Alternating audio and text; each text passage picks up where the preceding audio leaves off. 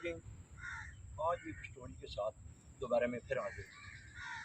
काफ़ी सारे मेरे दोस्त भाई मीडिया यहाँ पे मौजूद है जो इनको कवर करने के लिए दोबारा एक्शन में है। इससे पहले जो प्रोग्राम हुए हैं बिलाल अफजल साहब के साथ, कई मरतबा मैं प्रोग्राम कर चुका हूँ कि वालिदैन की नाफरमान औलाद वो उस घर के लिए ज़ात, वही स्टोरी बिलाल अफजल साहब के साथ आज जो इतना बड़ा मामला किया गया है। आज मैं बिलाल अफजल साहब से पूछता हूँ कि बिलाल अफजल साहब, जब आपकी किस्मत, आपकी तकदीर किसी की भी जब तकदीर खुलती है तो रब्बिल आलमीन की तरफ से इशारात है। आज तक किसी को नहीं पता। अभी मैं बताने लगा हूँ, एक ऐसा इंटीरियर मिनिस्टर है, खुदा की कसम, कि इनके लिए एक समझो कि चिड़िया सामने आई है। और वो शख्स, अगर ये स्टोरी उस बात जाएगी, आप यकीन माने कि इनकी अगर रिकवरी ना हो तो मेरे चैनल पे, इसी पे, जितने भी चैनलों पे ये वीडियो चलेगी, आप उस पर कमेंट्स में बता सकते। बिलाल अफजल साहब, आप जो मुझे बताएं कि उस प्रोग्राम के बाद आपकी स्टोरी कहाँ तक पहुँची और क्या उसके बाद लाया मोल हुआ है, क्या क्या एक्चुअली हुआ है, क्या नहीं हुआ है। जी अस्सलाम वालेकुम। जी मैंने शौकत भाई पहले भी आपसे जिक्र किया है कि मेरे बदकिस्मती है कि वहाँ का जो DPO ऑफिस है अटक और हजरत थाना, वो सारा फ्रंट पे आके खेलने लगा है। उसको बचा रहे हैं, कुछ भी नहीं हुआ, किसी ने कोई रब्ता नहीं किया। कल सिर्फ ये हुआ कि मुझे DPO ऑफिस हजरों से सॉरी अटक से कॉल आई, मुझे कहा गया कि आप यानी कि आज का कहा गया सुबह 10 बजे तक कि आपकी इंक्वायरी आप आएँ। तो सर मैं आपके प्रोग्राम में पहले भी सोफी TV खबरें सब पे बता और काफ़ी निजी चैनलों जी पे जी आपका प्रोग्राम मेरा मुतालबा इंक्वायरी का नहीं है सर। एक चीज़ की, जब वीडियो आपके पास मौजूद है, एक वीडियो में जो जुर्म हो रहा है उस पर आप क्या इंक्वायरी करेंगे? जिनके खिलाफ वो शिकायत है उनको तो आप बुला नहीं सकते, आप में जरूरत नहीं है। और अभी मैं क्या कहूँ, सारे नाज़रीन भी देखने वाले सबको पता है कि जहाँ से फिर इंसान को रिस्क मिलता है, फिर इंसान उसका गला नहीं पकड़ सकता। रिस्क तो अल्लाह ताला देता है, लेकिन हमारा माशरा भी अल्लाह माफ़ करे, आपको पता है जो है। बिलाल अफजल, पहले प्लीज हमें ये थोड़ा सा इसका पस मंजर बता हाँ दीजिए, जिन लोगों ने अभी तक आपके पहले प्रोग्राम नहीं देखे, कि असल वाकया पहले हुआ क्या है। सर वाकई ये कि वालिद साहब हमारे फोत हुए 2007 में, तो मेरे सगे बड़े भाइयों ने जायदाद पे कब्ज़ा कर लिया, सारी गाड़ी भी थी। मुझे और मेरी 90 साल की वालदा है माजूर, उनको घर से निकाल दिया धक्के दे के, 3 बहनों को और मुझे गालियाँ दे के। सारी दुनिया ने देखा। कोई क्या नाम है भाई का? तारिक अफजल खान उसका नाम है, और वो पुलिस में था पहले रावलपिंडी में। अभी आप उसका रिकॉर्ड अगर उठा कर देखें तो सारी आपको उसमें रेड इंक मिलेगी कहीं, तो उसके वो आपको अच्छा नहीं। और उसकी कुछ FIRs भी हैं पुलिस में, जब वो था रंडीबाजी की, शराब की और इस तरह की रिश्वत की। जी वो भी रिकॉर्ड पे मौजूद है। फिर 18 साल जब सर केस चला तो कानून के मुताबिक जो फैसला होना था वो हमारे हक में हुआ, जो हमारा हक बनता था। तो उसको मतलब उसने कह दिया कि मैंने इस फैसले को नहीं मानना।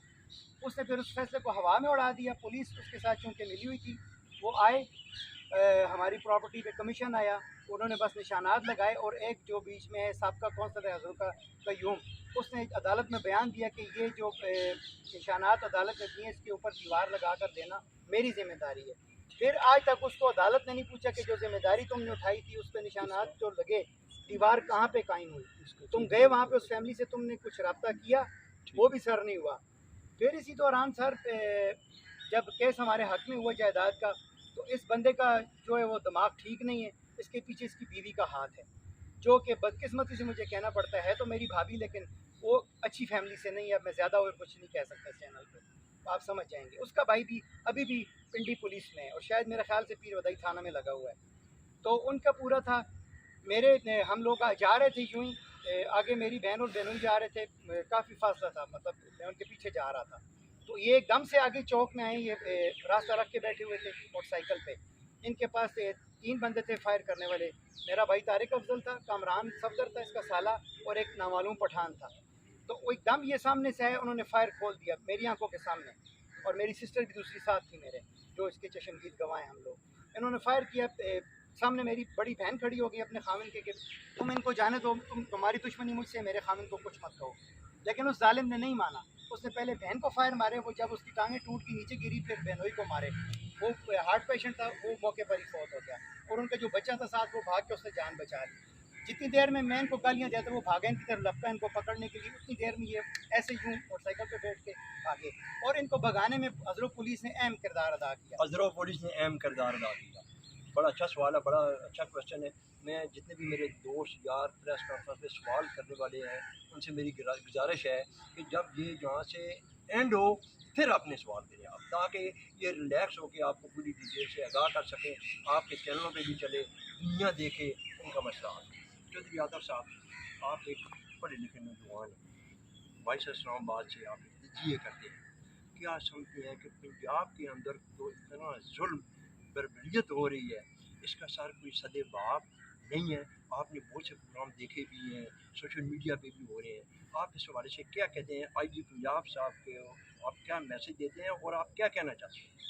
जी बिस्मिल्लाहिर्रहमानिर्रहीम। जी शुक्र कबूल साहब, इस वक्त हम सारे जो साथी ज़रात हैं बिलाल अफजल साहब के एक जो उनको इंसाफ मिलना उसके लिए इकट्ठे हुए हैं।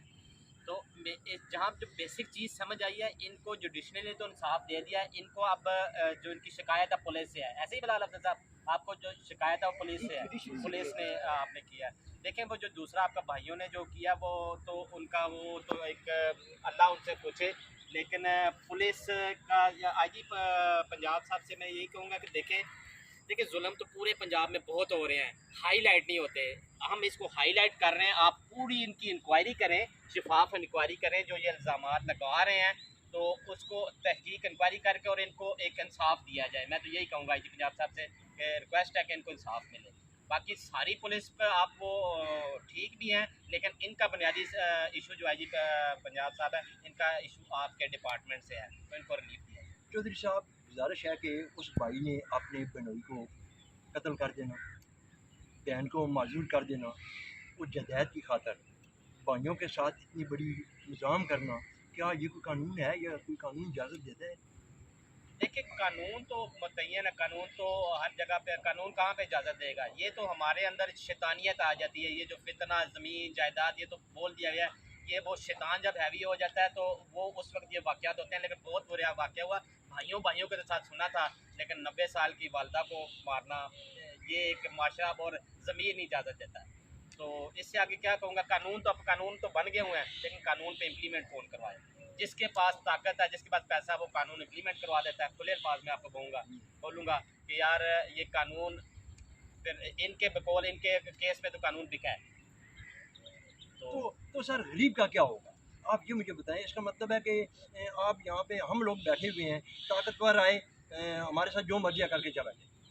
देखिए ताकतवर यही है ना, गरीब के पास कुछ भी नहीं है। गरीब तो ताकतवर तो यही चाहता है कि यार ये इस पिछड़े तबके को मजीद पिसा जाए और ये हमारे गुलाम बन के रहें और अपने वसाइल इस्तेमाल करते हैं। अगर ये इनके कुछ तल्लुकात होते, ये जो बहुत ज़्यादा पैसे लगा लेते ऊपर लेवल पे, तो इनका भी काम हो जाता। तो इन शॉर्ट के पैसे का कानून है, वैसे कानून नहीं है, पैसे से कानून है। लेकिन जोर वाले को लगाम देने के लिए हमारे पास सिर्फ और सिर्फ एक ही तार है, वो है ये कैमरा। इस कैमरे से कहीं बच के नहीं जा सकता। अगर मैं नहीं दिखाऊंगा तो मेरा दूसरा भाई दिखाएगा। इस कैमरे की नज़र से आप बच नहीं सकते। बिलाल साहब, आप ये मुझे बताएं, क्या आपने इस निगरान गवर्नमेंट की तरफ से आपने कोई वीडियो किया? जैसे ये वज़ीर दाखिला साहब सरफराज मुफ्ती साहब आए, आपने इनकी वीडियो भी देखी है कि ये रात को 2-2 बजे, आज रात को भी ऐसे ऐसे महकमों में जाके ये छापे लगाते हैं कि किसी को पता ही नहीं होता है, और एक जानदार वज़ीर दाखिला आया है। ठीक है जी, आप क्या समझते हैं कि अगर आप इसके पास जाना पसंद करेंगे? बिल्कुल सर, अगर मुझे इंसाफ की उम्मीद हुई तो मैं ज़रूर जाना पसंद करूँगा। और हम तो पाकिस्तानी ऐसे अल्लाह के नेक बंदों का इंतज़ार कर रहे हैं कि जो हमारी फरियादें सुने, हमें इंसाफ दें। हमें और क्या चाहिए? भूखा क्या चाहता है? भूखे को रोटी चाहिए, भूखे को और किसी चीज़ से कोई सरोकार नहीं। और सर मैंने हर जगह एप्लीकेशन, मेरे बहनोई जो मकतूल हैं उन्होंने दी। अमेरिका से, वो अमेरिकन सिटीज़न थे, वहाँ से उन्होंने उस वक्त आईजी पंजाब जो थे उनको एप्लीकेशन भेजी।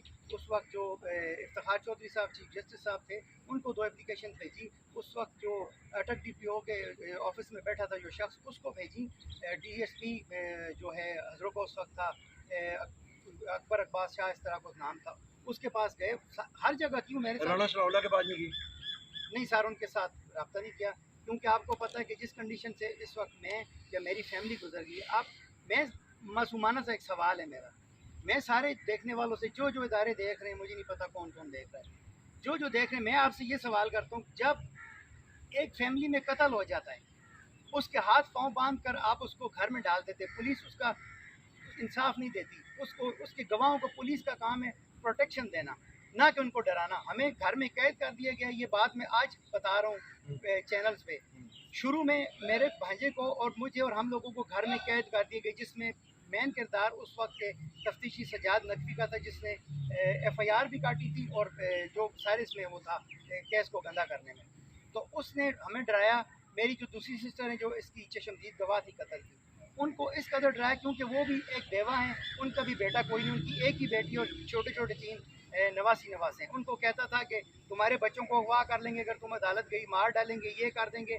मेरी बहन को जो मुद्दई है इस केस की, उनको कहते थे कि तुम्हारा भाई ऐसे तो फिरता रहे, हम कुछ नहीं कहते, अगर अदालत गई ये गवाही देने तो फिर ये वापस जिंदा नहीं आएगा।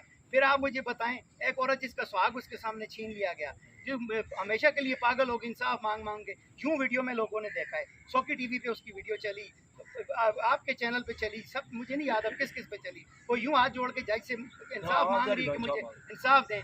किसी जज ने उसको इंसान नहीं समझा। ये मुल्क है, किसी की माँ बहन हमारी माँ बहन है, इस मुल्क की जो माएँ बहनें हमारी माएँ बहन है, वो किसी और की नहीं, हमारी अपनी है, पाकिस्तान की हमारी बेटियाँ हैं। वो, ये मेरी बहन पाकिस्तान की बेटी नहीं थी, उसको किसी ने उसकी फरियाद नहीं सुनी कि वो क्या कह रही है। आज वो पागल हो गई है, अपना नाम तक भूल जाती है, मेरा नाम भूल जाती है। उसको पागलपन में भी सिर्फ अपने कातलों का नाम याद है। वो तारिक, कामरान, अंदलीब, इमरान, पठान, इनको नहीं भूलती। वो हर वक्त खुद से बातें करती है। वहाँ के डॉक्टर्स भी कहते हैं कि ये अभी उसी ट्रॉमा में, ये उसमें नहीं निकली और शायद ये निकल भी ना सके। अब मुझे बताएं कि इंसाफ के लिए मैं कहाँ जाऊँ। मैंने सुप्रीम कोर्ट को एप्लीकेशन दी, मेरी वालदा ने, हमारा नाम तो सुप्रीम कोर्ट में जैसे गाली बन के रह गया हमारी फैमिली का। एप्लीकेशन देते हैं, जो नीचे बैठे होते हैं वो उसको फाड़ के पता नहीं पढ़ते भी हैं कि नहीं, रद्दी की टोकरी में डाल देते हैं। अब चीफ जस्टिस साहब, IG साहब, मुझे आप बताएं, अगर आप लोग इंसाफ नहीं कर सकते तो मुझे बताएं फिर मैं किधर जाऊं? अफगानिस्तान जाऊं मैं तालिबान के पास कि मुझे गन दो, इनको मैं उड़ा दूं? मुझे तो इंसाफ चाहिए। मैं शरीफ बनता हूं, मैं शरीफ रहना चाहता हूं। मैं अपनी ज़िंदगी, मेरे जो 20 साल अदालत में ज़ाया हो गया, 18 साल जवानी के बेहतरीन, वो चीफ जस्टिस साहब आप मुझे दे सकेंगे? IG साहब आप मुझे दे सकेंगे? कोई मुझे दे सकेगा? इस मुल्क में इमरान खान साहब का वज़ीर आज़म है, मेरा किसी पार्टी से कोई ताल्लुक़ नहीं है। उसको गोलियां लगी, अभी तक उसको उसकी FIR नहीं काटी गई। मैं तो एक आम बंदा हूँ, मेरी तो कुछ सुन ही नहीं रहा, मेरी FIR आप क्यों नहीं काट रहे? वीडियो मौजूद है, सब कुछ मौजूद है। मुझे बताएं मैं किधर जाऊं, मैं क्या करूं? अपने मुल्क में मुझे तहफ़्फ़ुज़ नहीं, मेरी इज्जत, मेरी जान, मेरा माल महफूज नहीं। अपने घर के डाकुओं से, तो बाहर के डाकुओं से मैं क्या उम्मीद लगाऊंगा कि मुझे छोड़ेंगे या मेरा लिहाज करेंगे? मेरा फिर आपसे रिक्वेस्ट है, ये हाथ जोड़ के, इंसान हाथ तभी जोड़ता है जब बेबस होता है, फिर जब ये हाथ खुल जाए तो फिर इंतकाम होता है। और मैं रिक्वेस्ट करता हूँ कि मुझे उस तक ना ले जाया जा सके। मैं कॉन्फ्रेंसेस कर करके थक गया हूँ। अब मेरे हाथ ये देख लें, मुझे नहीं पता कि आगे क्या होना है। मुझे इंसाफ दीजिए खुदारा। अगर आपने खुदा को जान देनी है, नबी को आपने सवाल जवाब देना है, कब्र में फरिश्तों को जवाब देना है, ये आपका सवाल होगा आपसे कि आप जो मनसब पे बैठे थे आपने क्या किया? आपने इंसाफ लोगों को दिया या नहीं दिया? आपने पैसे लेकर बिके, आप सिफारिशात पे बिके, आप किसी ताल्लुकात में आगे बिके। मैं तो आम बंदा हूँ, मुझे तो कोई नहीं जानता। मैं साथी भाइयों का दिल से शुक्रगुजार हूँ, मेरी पूरी नस्ल शुक्रगुजार है। मेरी आवाज़ को वहाँ के लोकल साथियों ने दबा दिया पुलिस के डर से। एक साफ़ी ने, हफीज़ मीर उसका नाम है, उसने मेरी एक वीडियो लगाई, उसको मेरे भाई ने धमकी दी कि तुम बदकिरदार इंसान हो, मैं तुम्हारी बीवी को ये बताऊंगा, ये करूंगा, पुलिस के ऊपर तुम्हारी FIR कटाऊंगा। उसने मेरी वीडियो डिलीट कर दी। मुझे आप चीफ जस्टिस साहब बताएं कि मेरी आवाज़ वहाँ से नहीं रेज होगी तो कौन चाहे, किसी को क्या पता होगा घजरों में किसी फैमिली के साथ क्या हुआ है, क्या जुल्म हुआ है? मैं कहाँ जाऊँ? अब ये साफ़ी भाई हैं, मैं इनका दिल से शुक्रगुजार हूँ कि ये मेरी आवाज़ बन रहे हैं, उसको रेज कर रहे हैं। यही चीज़ें होती हैं फिर जो इंसाफ की राह तक लेके जाती है। इंसाफ की राह तक लेकर जाती है। बड़ी दर्दनाक स्टोरी, बड़ी दर्दनाक कहानी। मैं दरख्वास्त करता हूँ chief of army staff Asim साहब, आप खुदा के लिए आप इधर तवज्जो दें। उमर अता बंदयाल साहब, जो आज भी आपने जो किया है माशाअल्लाह, अल्लाह पाक आपको लंबी ज़िंदगी अता फरमाए। आप इन चीज़ों का नोटिस लें जी। और ख़ास कर फिर सरवा मुफ्ती साहब, मैं ज़ाती तौर पर कल भी मैंने प्रोग्राम किया, मेरे प्रोग्राम में एक पठान बैठा हुआ था, उसने भी आपकी बड़ी तारीफ़ की क्योंकि आप एक दबंग इंसान हैं। 5 कैमरे लगे हुए हैं यहाँ पे, 5 लोग बैठे हुए हैं कवर करने वाले। किसी न किसी चैनल पे आप तो देखो जनाब, इसका एक्शन लेना चाहिए आप। अब मेरी दरख्वास्त है कि कुछ अगर सवाल करना चाहिए तो बिलाल, ये जो वारदात की आपके भाई ने, जी जी। इसकी कोई वीडियो फुटेज वगैरह भी आपके पास है? कोई सर, सीसीटीवी कैमरे में आई हो कोई? नहीं सर, ये तो अचानक से हुआ। हम लोग जा रहे थे वैसे ही रूटीन में जिस तरह होता जी। है। बाकी सारा मोहल्ला मौजूद था। एक और औरत में जख्मी इसमें हुई है, लेकिन उन पे इतना खौफ है कि उन्होंने इस केस में हिस्सा नहीं लिया। और इससे मैं AIG साहब से, अहमद मोयुद्दीन साहब से मिला तो मैंने कहा सर, सज्जाद नकवी ने सबसे पहले जो हमसे ज्यादती की, ये सड़क के ऊपर लोगों के बीच यही टाइम था, तकरीबन यही शाम का टाइम था, शाम से पहले तो ये वाक़या है। उसमें दहशतगर्दी की FIR वो दफात नहीं लगाई। तो आगे से वो मुझे कहते हैं कि आप हमसे ज़्यादा समझते हैं दहशतगर्दी FIR दफात को। उसमें सर एक औरत जख्मी हुई चलती हुए, और एक बंदा अपनी जान से गया, उस हार्ट पेशेंट था, उसको वहाँ पे उसमें इस वाक़े में अटैक हुआ। 15-20 दिनों बाद अस्पताल में फिर वो भी जान गवा बैठा, और लोगों पे खौफ व हरास हुआ। फिर दहशतगर्दी और किसे कहते हैं? ये घर में तो वाक़या 4 दीवारें में नहीं हुआ, ये तो चौक में हुआ है, और चौक अभी भी वहाँ पे मौजूद है। सारे लोग मौजूद थे, लेकिन आपको पता है कि सच का साथ कोई नहीं देता। आपको आज मैं पहली दफ़ा देख रहा हूँ, आप साफ़ी भाइयों को, कि आप सच को और मजलूम का साथ दे रहे हैं। मैं आपको सैल्यूट करता हूँ। मुफ्ती साहब, मैं यहाँ पे एक चीज़ ऐड करना चाहूँगा। जब एक कोई बंदा शख्स बात कर रहा होता है, ये मैं एक फॉर्मल बात कर रहा हूँ, उसकी सच्चाई का आलम उसके अल्फाज से पता लग जाता है कि ये बंदा कहाँ पे सच बोल रहा है या डगमगा रहा जी है। बिल्कुल। अब हज़रों का मीडिया कैप्चर किया गया हुआ है, इसीलिए हमारे पास आए। तो मेरी आपके जिस तरह आपने बोला, मेरी जो भी कंसर्न अदारे हैं जो हमारी वीडियोस देखेंगे, तो ये भाई को सुने, इनसे इनके अल्फाज की सच्चाई, इनका लहजा कासी करता है। ये 3 इशूज़ में फंस गए हैं। ये अपनी जायदाद से चले गए हैं, ये अपने बेचारी माँ का इन्होंने वो हाल देख दिया, अपनी जो बहनोई है उनसे खो चुके हैं। तो खुदारा इंसाफ तो अल्लाह ताला देख रहे हैं, और हमारे चैनल के वसारे से हमारी ये इनसे दुआ है और कंसर्न अदारों से अपील है कि इनको इंसाफ मिले, ताकि कुछ जो इंसाफ के तकाजे वो पूरे हो। मलिक सौकी साहब अपनी तरफ से कोई सवाल करना चाहते हैं? मैं आप पूछे चाहे करें, आप सवाल करें। मेरा ये भाई है, मेरे को आया, मैं तो 2-4 दफ़ा चलाया। जी जी, आप सवाल करें इन पे, और सवाल उस करें। तो अलावा इसी के तारुक साहब ने मैंने कॉल भी की थी, और उन्हें कहा जी कि मेरा सका भाई नहीं है, मेरा सका भाई नहीं है, और मेरी सकी मां नहीं है। बाद में मैं उन्होंने कैमरे के भी कैसी कि तुसी भी कैमरे गया हो, और बाद में पता चलिया कि मतलब ये सका भाई है, सकी मां है। और कहना नहीं, मैं तो बस कोशिश की सी, पर मैं इस भाई ने जो कुछ दस छोड़ा, मैं की कह सकना। मैं तो उन्होंने यही कह सकना कि हजे भी मां के पैर धो के पी लै, तो मेरा ख्याल है आखिरत भी ते जहान भी सबर सकता है। बाकी हुण की कर सकते हैं, साढ़े कोल तो ये ना असीं किसी नूं अस्सी स्टोरी नूं कर सकते हैं, हाईलाइट कर हाईलाइट सकते कर सकते हैं, अदारियां की दस सकते हैं। और जाती ये भी मेरा दुश्मन नहीं है, वो भी मेरा दुश्मन नहीं है। इन्होंने आपस का तनाज़ा, जी जी। और यकीन मनसो कि साडा दिल तो खून दे आंसू रोंदा है। बाकी वो उससे हुण मैं छोड़ किसी से जाती नहीं होनी चाहिए। इज्जत खान लाला, आप अगर कोई सवाल करना चाहें तो उनसे भी कर सकते हैं। सवाल उधर से बैठ के सवाल करें। आप सवाल करें, आप सवाल कर सकते हैं। अब मैं तो थोड़ा सा लेट गया है, भाई का कहानी बहाई बड़ा दर्दनाक है। लेकिन मेरे भाई, मेरा सवाल आपसे ये है कि ये पूरा पाकिस्तान में सिर्फ पुलिस आपके पास पाकिस्तान के आइन, इस्लाम और जरगा पंचायत ये राइट है कि आप कोई इंस्पेक्टर पे आपका एतमाद नहीं, आप केस ट्रांसफ़र कर सकते, DSP पे एतमाद नहीं, आप ट्रांसफ़र कर सकते, जज पे आपका एतमाद नहीं है, केस ट्रांसफर कर, आप किसी जगह पर भी आप इसको ट्रांसफ़र कर जी सकते। बिल्कुल ठीक है। ठीक है। दूसरी बात ये कि आपके पास बाप का माल है, बाप जब मर जाते हैं जिंदगी में बाप के पास ये राइट और ये इख्तियार है हाँ जी। कि वो किसी को दे किसी को न दे, वो एक लंबा कहानी है। लेकिन अगर आपके पास ये राइट है कि आपने विरासत का केस डायरेक्ट दाखिल करना है, और वो जनाब आप पहला डिस्ट्रिक्ट सिविल जज के पास कर लें, अगर वो आपके काम नहीं चलते फिर आपके पास हाई कोर्ट का फोरम है, सुप्रीम कोर्ट का फोरम है, आपके पुलिस के पास तो मामला ही बनता नहीं।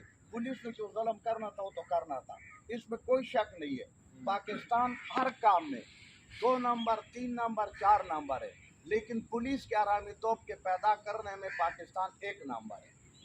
हरामी पैदा करने में पाकिस्तान बिल्कुल 1 नंबर है, क्योंकि यहाँ पर हमेशा कानून का, अगर आप इस मल्ले तरक्की कर रहे हैं, मैं बिल्कुल आपके साथ हूँ, क्योंकि मैं भी बड़ा मुकदमों बड़ा केसों से हालांकि तमाम तबाही और बर्बादी का जड़ जो है ना ये पुलिस है। पुलिस अगर सही FIR कटे, सही इन्वेस्टिगेशन करें। यकीनन आपके भाई खुद भी पुलिस में था, बेटी भाई ने उसकी मदद किया। दूसरा उसने अपने हिस्से का पैसा दिया। उन्होंने जब पैसा दिया, देखो पुलिस जब पैसा रिश्वत का ले लेते हैं ना, वो उजरती कातिल बन जाते हैं। उजरती कातिल जब पैसा फीस ले लेते हैं ना, वो बच्चे को भी मारते हैं, बड़े को भी मारते हैं, छोटे को बिल्कुल वो उसको कानून और इनका कोई परवाह नहीं। लेकिन आपका इस केस का कितना अर्सा हो गया? 18 साल। 18 साल से आप बैठा हुआ है। मैं इसके साथ बिल्कुल इत्तेफाक नहीं करता हूँ कि आप बिल्कुल दुरुस्त है और आपके अंदर कोई कमी नहीं है। इस मुल्क में अगर नहीं है तो जरगा सिस्टम है हर जगह पर जनाब। हमारा इलाकों में तमाम DPO के पास हर जुमे को जनाब वो बैठते हैं, इलाके का जरगा मसले की कमेटी बैठते हैं। यहाँ इस्लामाबाद में हमारा जो है ना वो इस्लामाबाद के कोऑर्डिनेटर है चौधरी मोहम्मद यासीन, हम सब लोग उसके साथ जाते हैं मेंबर है। तो फिर आपके पास तमाम फोरम अवेलेबल था, ठीक है। अब भी चलो कोई बात नहीं है, या आप बकद और प्रेशर में आ गए, आप दबाव में आ गए, उसने आपको धमकी दी, आपने कुछ दिया, लेकिन आप जो है ना उस पुलिस के खिलाफ। और एक पुलिस बार मुल्क क्यों तरक्की करते हैं? तमाम मुल्कों ने तरक्की इसलिए की है कि वहाँ पुलिस गलत है। पुलिस रोज अव्वल से हमारी इंतज़ामिया के अंदर हमें इतनी बड़ी हमारे मुल्क में बदबख्ती है कि इंतज़ामिया जो है, मैं इंतज़ामिया को कहना चाहता हूँ, मैं अपने साथी भाइयों को कहना चाहता हूँ, सच दिखाएं हकीकत की तरफ। कल हमने इस दुनिया छोड़ जानी, सब कुछ इधर आ जाए। सब एक चीज़ में जी, इज्जत खान लाला साहब ने जो बात की कि उनको शायद इस केस का पस मंज़र नहीं इतना पता था कि 18 साल से जहाँ पे मैंने केस इनसे मेरी इनसे पर्सनल रहता की मुलाकात थी। इन्होंने 18 साल जिरगे भी किए, इन्होंने लोगों के पैर भी पकड़े, इन्होंने लोगों की मिन्नतें भी की, इन्होंने पैसे भी लगाए, तो इनको इंसाफ नहीं मिला। इंसाफ इन्होंने जी आखिरी बिलाल साहब क्या कहते हैं? चौधरी आतिफ साहब ने माशाल्लाह बहुत ज़बरदस्त इनकी इतनी दर्दनाक आवाज़ में ये जो मैसेज दिया है, कम से कम इसी आवाज़ को याद आगे लेके जाएं। आप इंसाफ करें, आपका सच में इंसाफ करें। जी बिलाल साहब। जी, मैं लाला जी की बात का जवाब देना चाहूँगा। लाला जी, मैं 18 साल इस प्रॉपर्टी के केस को हुए और 12 साल कत्ल को हुए। तो मैंने जिस तरह भाई ने कहा कि जिरगा किया, मैं पहले वीडियोस में बता चुका हूँ कि 2 घरों के मर्द उन्होंने कत्ल कर। मैं 3 घरों का अकेला मर्द हूँ। मेरी भी ज़रूरियात हैं, आखिर मैं बाहर निकलता हूँ, बाजार जाता हूँ, 100 इंसान की ज़रूरत है।